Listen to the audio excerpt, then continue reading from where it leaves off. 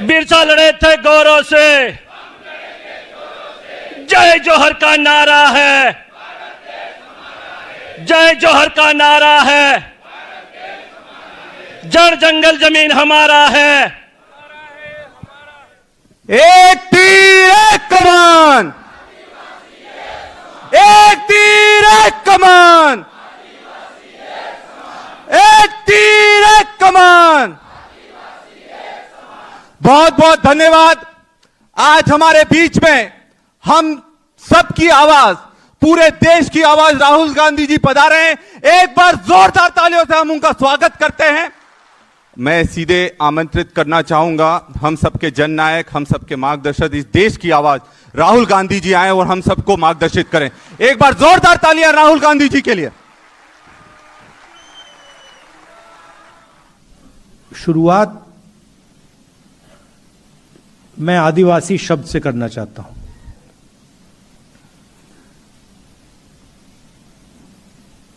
आदिवासी शब्द का बहुत गहरा मतलब है। आदिवासी मतलब ओरिजिनल हिंदुस्तान के जो मालिक थे।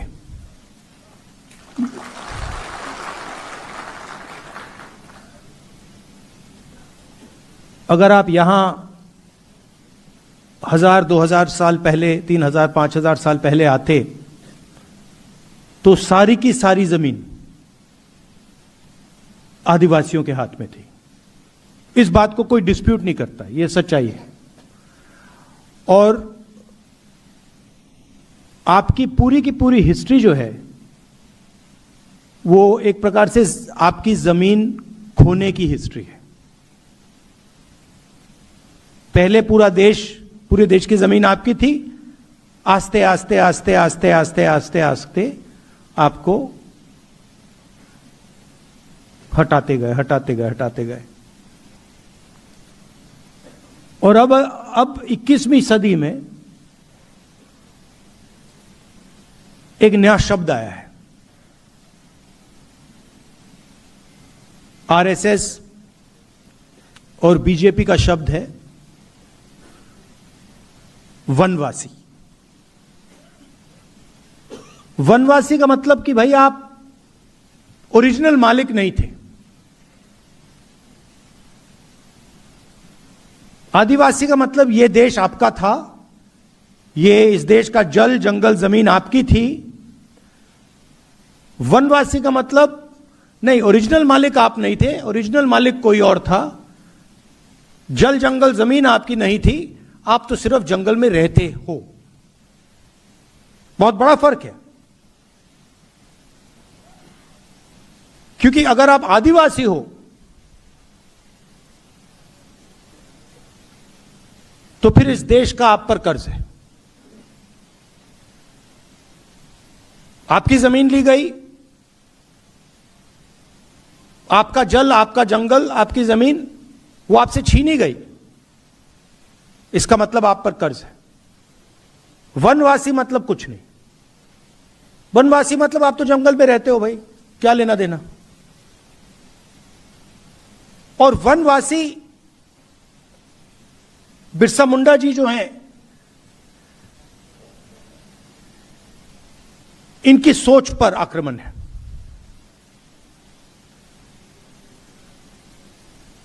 किसी ने कहा कि हम कॉन्स्टिट्यूशन की लड़ाई लड़ रहे हैं। ये देखिए, ये कॉन्स्टिट्यूशन। अब आप में से बहुत लोग सोचेंगे कि देखिए ये जो किताब है ये आजादी के बाद लिखी गई है, इसमें हिंदुस्तान के सारे कानून हैं, हिंदुस्तान का जो विजन है इसमें है, हिंदुस्तान के हर नागरिक को एक वोट ये देता है। मगर ये नई किताब नहीं है। इस किताब में हजारों साल पुरानी सोच है।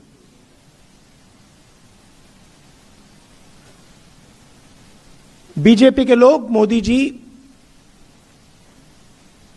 बिरसा मुंडा जी की मूर्ति के सामने हाथ जोड़ते हैं, अंबेडकर जी की मूर्ति के सामने हाथ जोड़ते हैं, फूले जी के मूर्ति के सामने हाथ जोड़ते हैं, गांधी जी की मूर्ति के सामने हाथ जोड़ते हैं।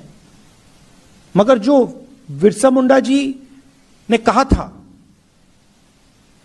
जिस चीज के लिए वो मरे, उसकी रक्षा नहीं करते।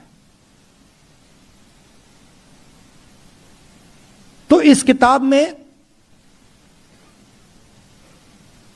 बिरसा मुंडा जी की आवाज है, और जब बीजेपी इस आवाज पर आक्रमण करती है, जब आपको वनवासी कहती है, जब आपकी जमीन छीनती है, आपका जल छीनती है, आपका जंगल अदानी को देती है, तो सिर्फ संविधान पर आक्रमण नहीं कर रहे हैं, वो बिरसा मुंडा जी पर आक्रमण कर रहे हैं।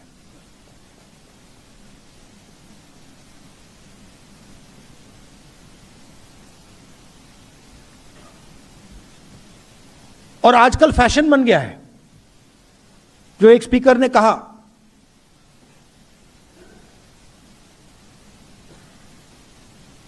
देश में जमीन किसकी जाती है?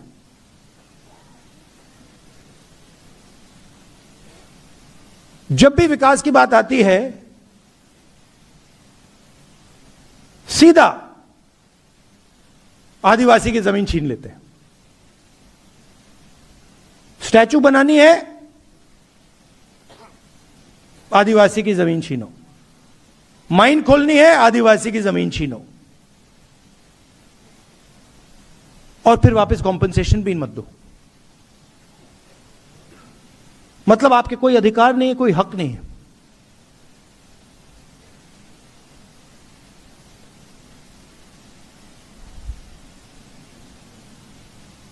मैं जाति जनगणना की बात करता हूं, और जब मैं जाति जनगणना की बात करता हूं, आरएसएस के लोग, मोदी जी, बीजेपी के लोग मेरे ऊपर आक्रमण करते हैं। मगर जाति जनगणना का क्या मतलब है? पूरा देश जानता है कि इस देश में तकरीबन 9% आदिवासी हैं, 10% आदिवासी हैं। देश जानता है 15% दलित हैं, 50% पिछड़ा वर्ग है, 15% माइनॉरिटी कह लो। आपने प्राइवेटाइजेशन शब्द यूज किया, आपने कहा कि school, college, university, public sector privatise हो जाता है। ये गलत शब्द है। प्राइवेटाइजेशन से लग रहा है कि जब ये प्राइवेटाइजेशन होता है ये सबको जाता है।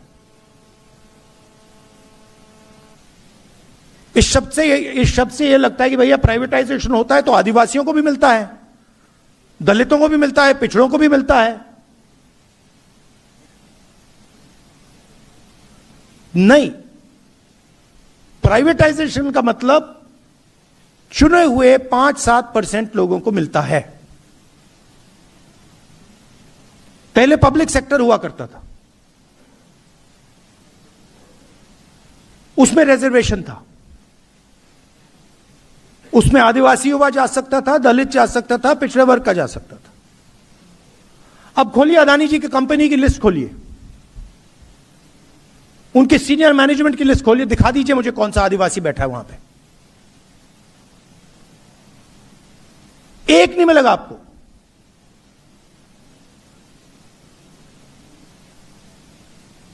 बड़े बड़े ब्यूरोक्रेट्स की लिस्ट निकाल दीजिए।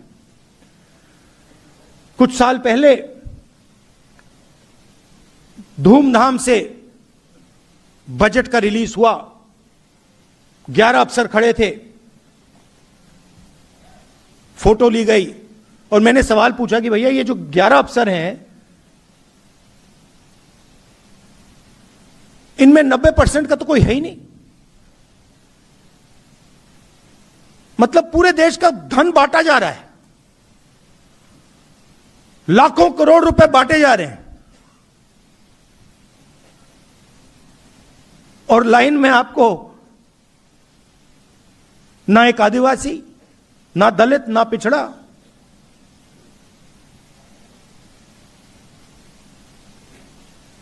कहीं भी देख लीजिए आप,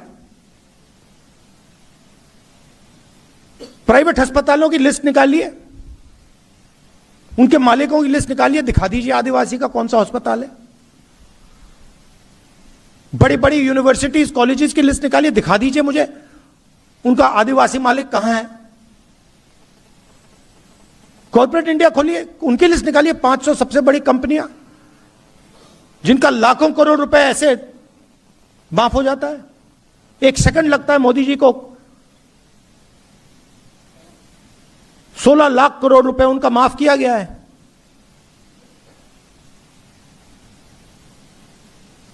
उनकी लिस्ट निकालिए, मालिकों की लिस्ट निकालिए, दिखा दीजिए वहां पे कौन सा पिछड़ा है, दलित, आदिवासी, माइनॉरिटी, कहां है लोग उसमें।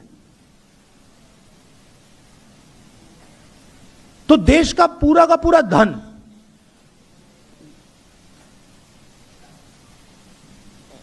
आपसे छीना जा रहा है। आप जीएसटी देते हो ना, देते हो नहीं देते हो, देते हो ना।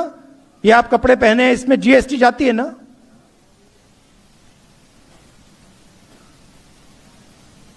आपने अगर ये शर्ट खरीदी, जितनी जीएसटी उस पर लगती है अदानी जी की भी उसी शर्ट पे लगेगी ना, लगेगी नहीं लगेगी। तो जितना टैक्स आप देते हो उतना अदानी देता है।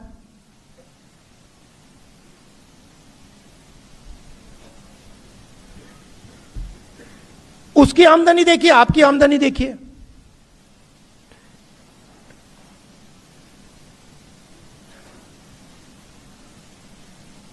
आप मुझे बता दीजिए, आप में से कितने लोगों का कर्जा माफ हुआ है?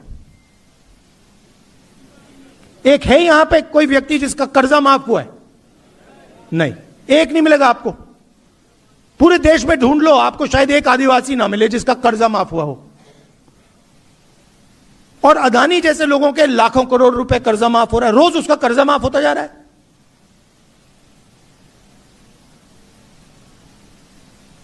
तो जाति जनगणना मतलब है कि यह पता लगाना, जैसे तेलंगाना में हमने कर दिया है,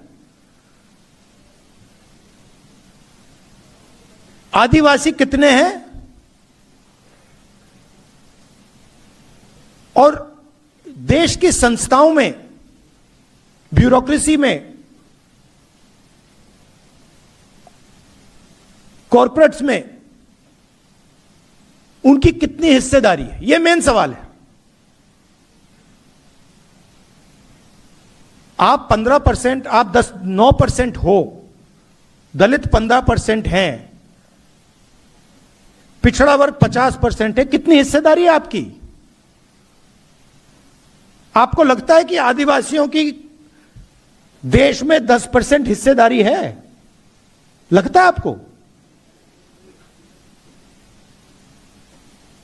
तो लंबे भाषण होते हैं,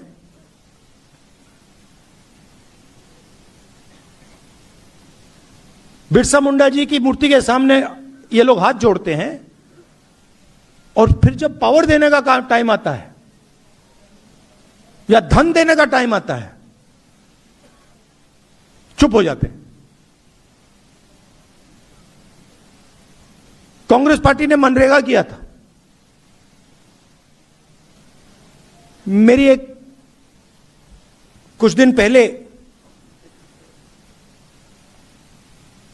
केरल में डिस्कशन हुआ। एक व्यक्ति मुझसे कहता है कि ये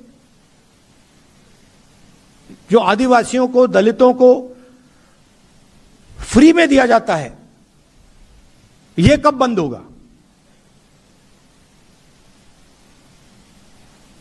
मैंने उसे जवाब दिया, जिस दिन अदानी अंबानी जैसे लोगों को फ्री में माल मिलना बंद हो जाएगा, उस दिन आदिवासियों का फ्री बंद हो जाएगा। मतलब इनको दिखता भी नहीं है। मनरेगा में व्यक्ति को फ्री में कुछ नहीं मिलता, वो खून पसीना देकर मजदूरी करके उसको पैसा मिल रहा है और उसे फ्री कहा जा रहा है। और अदानी का लाखों करोड़ रुपए कर्जा माफ हो रहा है, वो फ्री नहीं है, वो विकास है, वो प्रगति है। किसकी प्रगति? 90% की प्रगति या 500,000 लोगों की प्रगति? किसका विकास? यह भी सवाल पूछना चाहिए। कहते विकास हो रहा है, विकास किसका? गरीबों का, किसानों का, मजदूरों का या अरबपतियों का? हम पैसा कानून लाए, फॉरेस्ट राइट्स एक्ट,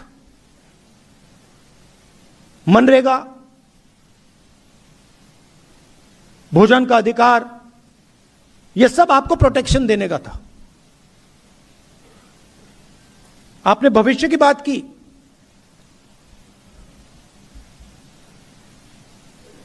सारे के सारे कॉलेजेस, स्कूल्स, यूनिवर्सिटीज गुजरात में तो सारे बंद कर दिए हैं, स्कूल कॉलेज सब बंद कर दिए हैं, पूरा प्राइवेटाइज कर दिया है। तो इस दुनिया में, इस प्राइवेटाइज दुनिया में आपको शिक्षा कहां से मिलेगी? कैसे मिलेगी?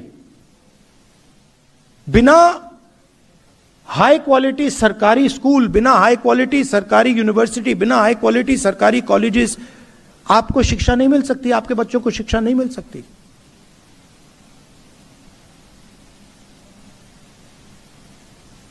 तो अगर हमें आदिवासियों की मदद करनी है तो सरकारों को जो उनकी जिम्मेदारी है फिर से पूरी करनी पड़ेगी। सरकारी अस्पताल, सरकारी कॉलेज, सरकारी यूनिवर्सिटी, सरकारी स्कूल हाई क्वालिटी के, जिसमें आपके बच्चे जाके कम से कम पैसा देकर पढ़ पाए और कॉम्पिटिटिव रहें। मुझे काफी अच्छा लगा कि आप सब मिले और आपने आदिवासी विजन की बात की। भविष्य में हमें क्या करना है? आपका एक मैनिफेस्टो होना चाहिए कि हम देश में और गुजरात में आदिवासियों के लिए ये करवाना चाहते हैं और हम करवा के छोड़ेंगे।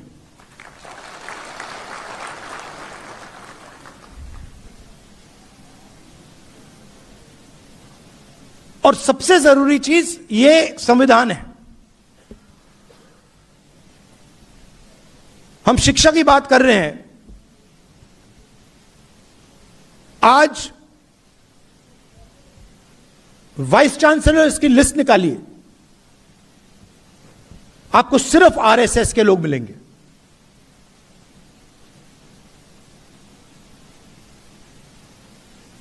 सिर्फ आरएसएस के लोग, उनको कुछ शिक्षा के बारे में कुछ नहीं मालूम, साइंस के बारे में नहीं मालूम, हिस्ट्री के बारे में नहीं मालूम, बस आरएसएस की मेंबरशिप है इसलिए वाइस चांसलर बन रहे हैं। और हिंदुस्तान की सारी संस्थाओं को इन्होंने पकड़ लिया है, घुस गए ये। तो आने वाले समय में आप लोगों को भी इन संस्थाओं को कंट्रोल करना पड़ेगा। जब तक आपके लोग ब्यूरोक्रेसी में, पुलिस में, जुडिशरी में नहीं आएंगे, तब तक आपका फायदा नहीं होने वाला है। और यही आपकी रक्षा करता है। और ये लगे हुए हैं, मैं बता रहा हूं, ये लगे हुए हैं इसको खत्म करने में, क्योंकि इस बात को मानने को तैयार नहीं है कि हिंदुस्तान के हर नागरिक को एक वोट मिलना चाहिए।